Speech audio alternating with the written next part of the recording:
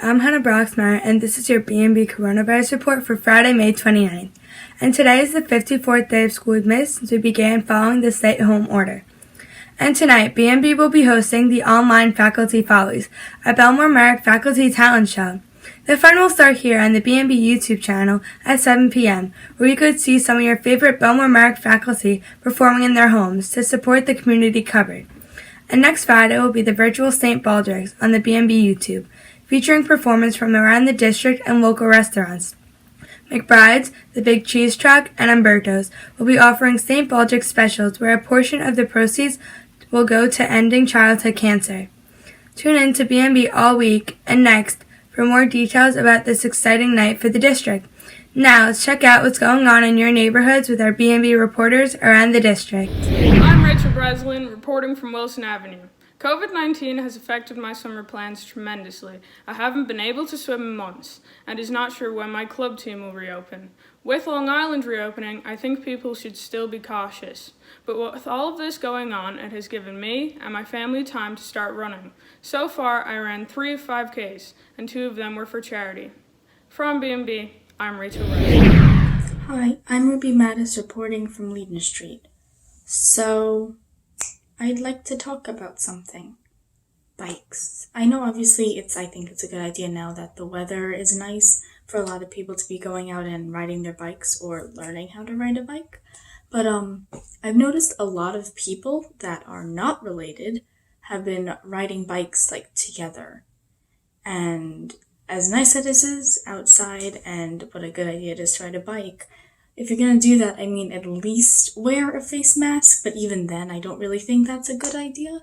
So if you're considering doing that, or if you have done that, please stop, because you're just going to be contributing to the undoing of all of the progress we've made, and I don't think that's very good or kind or respectful, because if you end up continuously getting into a large gathering of friends on bikes and you're all together and you're not wearing masks, then you do run the risk of contracting the virus and then bringing that home to your family and yada, yada, yada, and that's not good.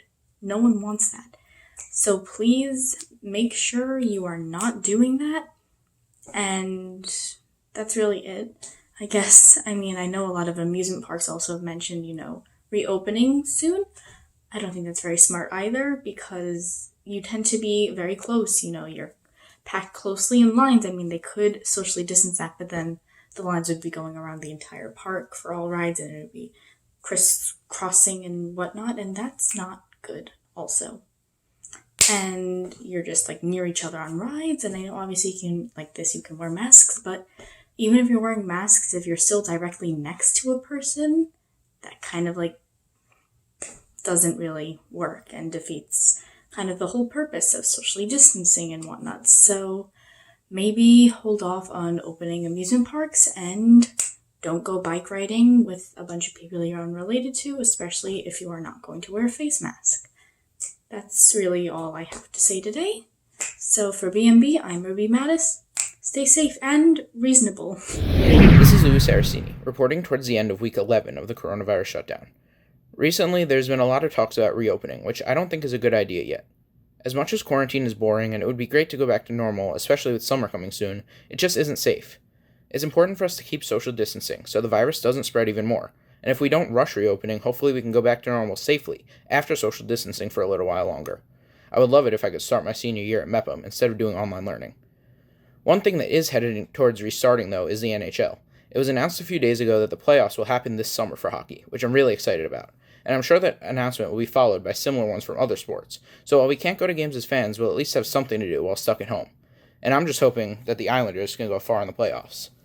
So from BMB on Oakfield Avenue, I've been Louie Saraceni. Thanks, guys. With Long Island now in phase 1 of reopening, there are new opportunities for entertainment.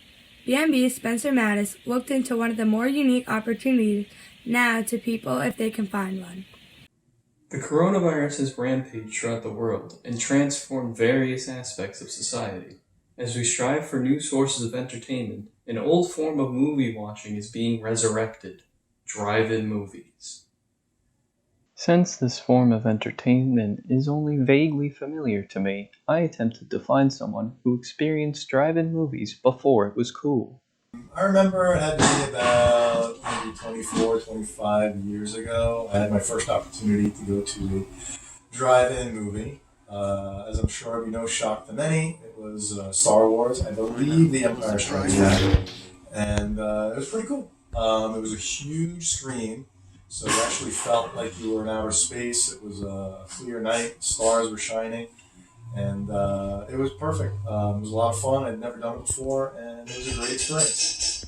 The revolutionary movie-going method, once thought to have disappeared along with various late 20th century gimmicks, is making a comeback in 2020. Most people likely see this as an opportunity to escape the confines of their home and don't care about the intricacies of this unique movie-going experience, but we at BMB found an expert to give you a comprehensive guide on drive-in movies. Let's start off with the paramount question. What even is a drive-in? A drive-in movie theater is a large screen, as you see behind me, outdoors, where cars literally drive in and park and watch movies.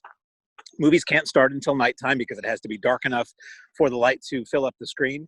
In the old days, the way you got sound to your car were speaker poles between each set of cars, and the audio would go through this. So you'd hang this big clunky metal speaker on your car window and get your sound that way. Over the years, those were really hard to maintain. So drive-ins like ours switched to FM radio broadcasts. So every car tunes to a certain frequency. They hear the film sound in glorious stereo, and they enjoy it that way. Given the current circumstances, drive-ins allow people to safely congregate and watch a movie while gazing upon the stars. Perhaps best of all, these movie venues will often show multiple films, allowing you to get great value for each ticket. Drive-ins seem to be the perfect blend between a retro and fresh experience for everyone. They're a mix of nostalgia for some people who remember when the drive-ins were very, very common. And they're a very unique experience for a lot of people who've never been to a drive-in before. It's really, really cool to get together with your friends or family or go by yourself and see movies on the screen that's bigger than any screen you'll ever find indoors. Get that retro experience with the snack bar and the intermissions, and also be able to leave your house and engage in a semi-social activity that's still socially distant and safe. Drive-ins sound like an exciting way to experience a movie on the big screen. In ambiguous times such as these, there's nothing wrong with bringing back old sources of entertainment for new purposes. For BMB, I'm Spencer Mattes. Thanks, Spencer. So that will do it for another episode of the BMB Daily Report. Be sure to subscribe to BMB YouTube to get the latest on all that is going on around the district during this difficult time. To the members of our community and our family who are struggling today, know that you're not alone. For BMB, I'm Hannah Broxmeyer. Stay healthy, Mepham, and tune in tonight